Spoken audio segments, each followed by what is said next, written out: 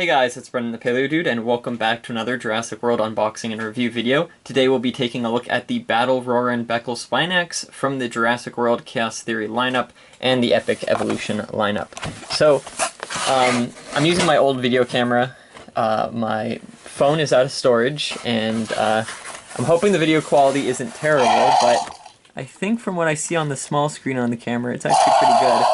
So, this figure is really cool. It has two action features where if you roll this wheel on the back, the jaws open and close, as well as the head goes up and down.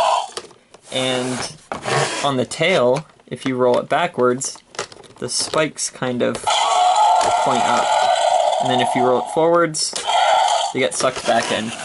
Now I'm pretty sure it didn't have that feature in the show, but I think that's really cool nonetheless. And they had a similar thing with the Allosaurus. Since it is the Epic Evolution lineup, the whole gimmick was these kind of spikes would pop out of the dinosaurs.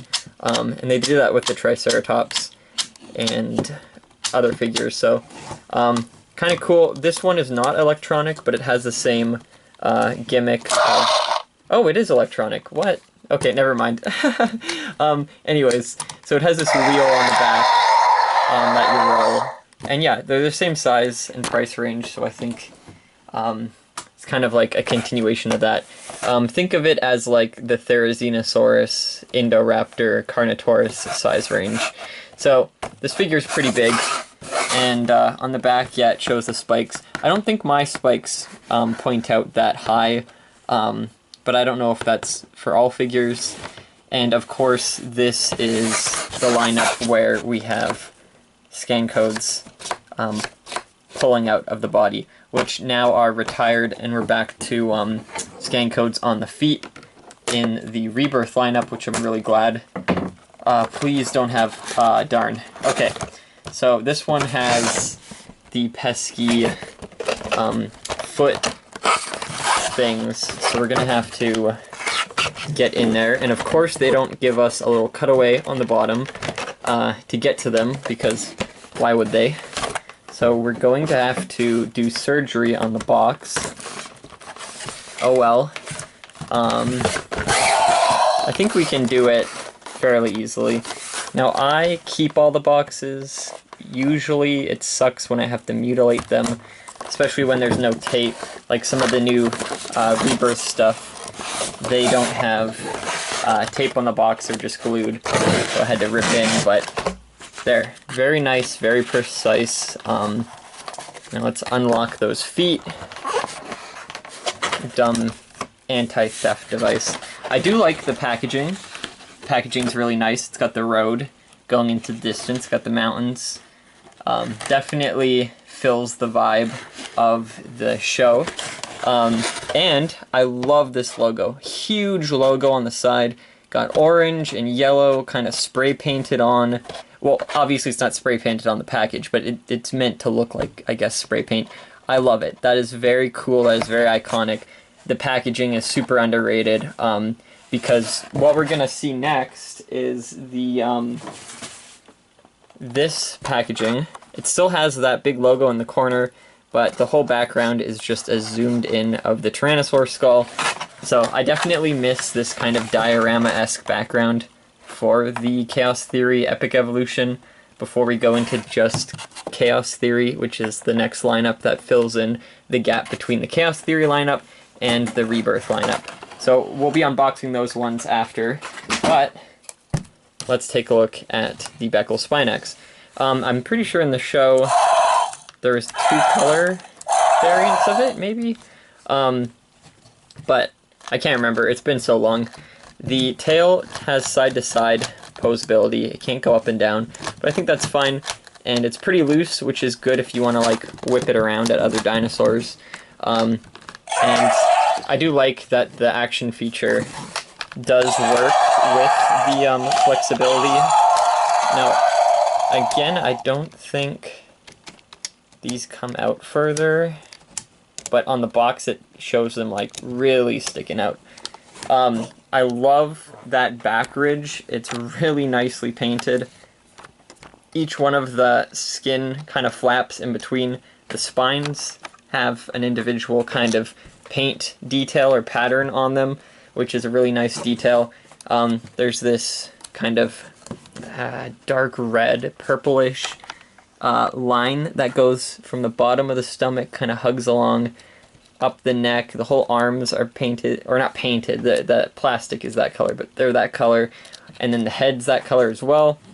And the spikes down the back. It's a very evenly painted figure, which I appreciate. And the details on the body and the head are really well done. Like, they've got each of the small scales on there shaped. It's kind of got, I don't know, Komodo dragon-like skin. It's got these big spiky scales down the top of the head, these ones over the eyes, and then the rest of the body has a bunch of kind of loose skin folds, which is really cool. They're very apparent on the stomach with some like larger scales, and then the legs just have them all the way up and down them, and then of course consistency all the way to the tail. It also has those folds. So that's a really neat kind of detail that makes it stand out from other theropods in the lineup. And of course the colors are really nice. There's even this light green blotch on the neck, which transitions into this body green really well. So that looks very natural. And then these big toothy-like spikes, which are rubbery on the back of the head, again making it quite unique. The jaw shape and the teeth shape are also quite unique.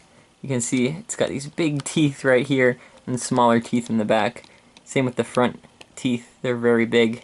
And all of these are rubbery, they're not painted, so there's not going to be any stuffing or paint chips. And the whole inside of the mouth is solid pink, which is nice. And this kind of lighter color that the bottom jaw is continues down the neck just a bit. I love when they do that. Of course the hand claws aren't painted, but that's not too big of a deal, since I think most figures of this scale and lower don't have painted nails on their hands. But the toes are painted, which, thank goodness. So this is a really beefy, big figure. Like I said before, it scales with the Epic Evolution Allosaurus really well. They're about the same size, and I think it's basically equivalent to the Indoraptor electronic figure in size. Probably price. And then compared to other Chaos Theory dinosaurs, we have the Suchomimus, which is surprisingly actually smaller if we put it tail tip to tail tip. And then the Majungasaurus, yes. His name escaped me. So these are the three kind of medium-large size scales before like T-Rex size. So that's pretty cool. Got a great assortment of different medium-large theropods from the Chaos Theory lineup, so I think that's really neat. And then here's Ben for scale as well. It's a very large theropod. Definitely gives me giganotosaurus vibes with that kind of sail, half sail on the back. So yeah, no, definitely a cool figure. Glad to finally have it in the collection. It's a unique one, unique theropod for the size as well, and I can't wait to see what other dinosaurs I can compare it to down the road, because it's definitely one that we really haven't seen before in the lineup, and I don't think we'll get a repaint of it, but I am hoping for that. I think it would be cool to eventually have it, I don't know, in some filler lineup with a different deco. So anyways, I hope you guys enjoyed this video. Definitely check out my previous ones and stay tuned for more Chaos Theory unboxings. I've got so many to get through. I know we've already done the Rebirth lineup, but trust me, just stick around for this and we'll get through it and then get some more Rebirth figures out. So, ciao for now.